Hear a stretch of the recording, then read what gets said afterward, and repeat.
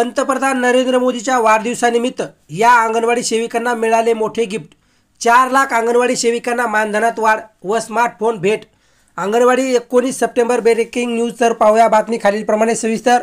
तत्पूर्वी जर का तुम्ही चॅनलवर नवीन असाल तर चॅनलला लाईक करा, सबस्क्राइब करा आणि समोर बेल आयकॉन क्लिक करा। नंतर तुम्हाला असेच नवनवीन व्हिडिओ पाहायला मिळतील। पंतप्रधान नरेंद्र मोदीच्या 75व्या वाढदिवसानिमित्त योगीचा मोठा उपक्रम। 4 लाख अंगणवाडी सेविकांना स्मार्टफोन व मानधनात वाढ। मुख्यमंत्री योगी आदित्यनाथ यांनी पंतप्रधान नरेंद्र मोदी यांच्या 75व्या वाढदिवसानिमित्ताने राज्यातील सुमारे 4 लाख अंगणवाडी सेविकांना एक खास भेट दिली आहे।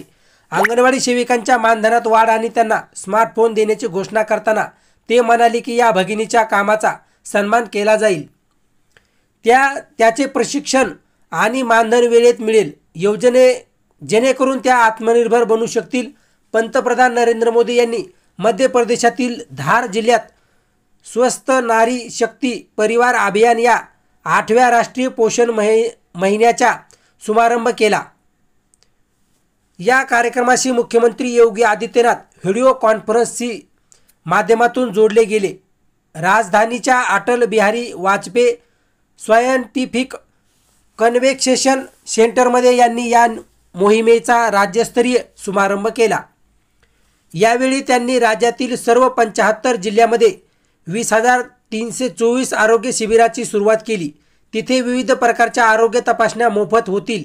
मुख्यमंत्र्यांनी कार्यक्रमात लहान मुलांना टिळक लावून अन्नप्राशन केले, तसेच गर्भवती महिलांची ओटी भरून त्यांना फळाची टोपली भेट दिली।